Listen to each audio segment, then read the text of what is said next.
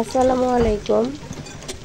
আজকের পর্বে আমি আপনাদের সঙ্গে শেয়ার করব ডিম এবং ডালের কাবাব। এত বেশি মজার, বলার মতো না।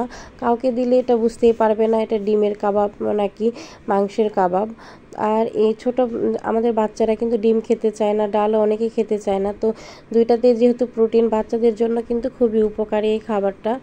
তো যে কেউ কিন্তু এটা সহজেই মাংস ছাড়াই কিন্তু ডাল আর ডিম দিয়ে সহজেই বানাতে পারবে এবং বাড়িতে থাকে এইসব মশলা দিয়ে আমি রেসিপিটা শেয়ার করব। তো আমি এখানে ডালটা ভিজিয়ে রেখেছিলাম।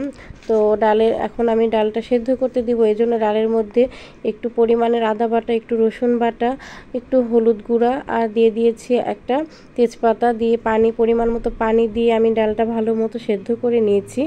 তো ডালটা সেদ্ধ হয়ে যখন এসেছে আমি তেজপাতাগুলো উঠিয়ে নিচ্ছি। তো আমি এখন ডালটা ঠান্ডা হওয়ার পরে এর মধ্যে আমি মশলা দিয়ে দিচ্ছি।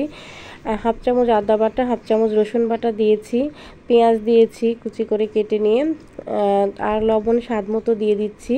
আর ঘরে বানানো কাবাব মশলা দিয়েছি, কেনা কাবাব মশলা হলেও হবে। আর একটু প্রয়োজন মতো শুকনা গুঁড়া মরিচ দিয়েছি, কাঁচা মরিচ কুচি দিয়েছি, আর পেঁয়াজের বেরেস্তা দিয়েছি, আর আমি 1 চামচ ঘি দিয়েছিলাম। তো আমি যেসব উপকরণ দিয়েছি এগুলো দিয়ে ভালোভাবে মেখে নিচ্ছি। আর এসব দিয়ে বানালে বোঝাই যাবে না যে এটা কিসের কাবাব। আর এখানে আমি দিয়ে দিলাম এখন পাউরুটি গুঁড়া করে নিয়ে আমি দিয়েছি এখানে। আর দিয়ে দিচ্ছি একটা সেদ্ধ ডিমটা আমি কুচি করে কেটে ডিমটা আমি দিয়ে দিলাম। আর এগুলো আলতোভাবে মাখাতে হবে ডিম দেওয়ার পরে।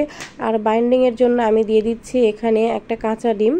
তো কাঁচা ডিমটা দেওয়ার পরে ভালোভাবে আস্তভাবে মেখে নিয়েছি। তো মেখে নেওয়ার পরে আমি এখন এই কাবাবগুলো বানাবো। তো তার জন্য আমি হাতে একটু তেল মেখে নিয়ে তারপরে আমি কাবাবগুলো ভালোভাবে একদম সবগুলো রেডি করে নিব, তারপরে ভাজতে যাব। তো সব কাবাব বানানো আমার হয়ে গিয়েছিল। তো আমি এখন তেলে ভাজতে দিব। তো তেলটা ভালোভাবে গরম হয়েছে কিনা একটু চেক করে নিলাম। তারপরে আমি কাবাবগুলো ছেড়ে দিচ্ছি। আর এই পর্যায়ে জালটা কিন্তু মিডিয়াম লো হিটে রাখতে হবে ভাজার সময়। চুলার জালটা যখন আমরা তেলটা গরম করব একটু বেশি জোরে রাখতে হবে। তারপরে যখন আমরা কাবাবগুলো ছাড়বো তখন কিন্তু চুলার জালটা লো হিটে রেখে কাবাবটা ভালোভাবে ভাজতে হবে, তাহলে আমাদের ভিতর পর্যন্ত সুন্দরভাবে ভাজা হয়ে যাবে। তো এক সাইড হওয়ার পরে আমি একটু উল্টিয়ে পাল্টিয়ে দিচ্ছিলাম, আর আমি কাঁটা চামচের সাহায্যে উল্টিয়ে দিচ্ছি, তাহলে হয়তো আমার কাছে সুবিধা হয়, এই জন্য আমি এভাবে উল্টিয়ে দিচ্ছি। তো আপনাদের কাছে যেভাবে খুশি, যেটা দিয়ে মানে সুবিধা হবে সেটা দিয়ে উল্টিয়ে দিবেন। তো যখন দেখতেছি যে আর এটা যেন পুড়ে না যায়, এটাকেও খেয়াল করতে হবে, সুন্দর একটা কালার আসবে তখন আমরা উঠিয়ে নিব। তো এই তো কাবাবগুলো আমার ভাজা হয়ে গিয়েছে, খুব সুন্দর কালার চলে আসছে কাবাব থেকে, খুবই সুন্দর। তো আমি সব কাবাবগুলো ভেজে নিয়েছি। তো এই তো সবগুলো রেডি। আমি একটু শসা দিয়ে একটু সার্ভ করে দিচ্ছি।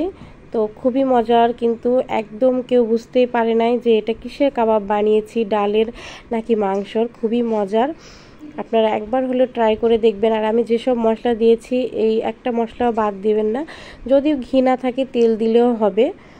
তো কেমন হলো কমেন্ট করে জানাবেন, ভালো লাগলে লাইক কমেন্ট শেয়ার করবেন। আল্লাহ হাফিজ।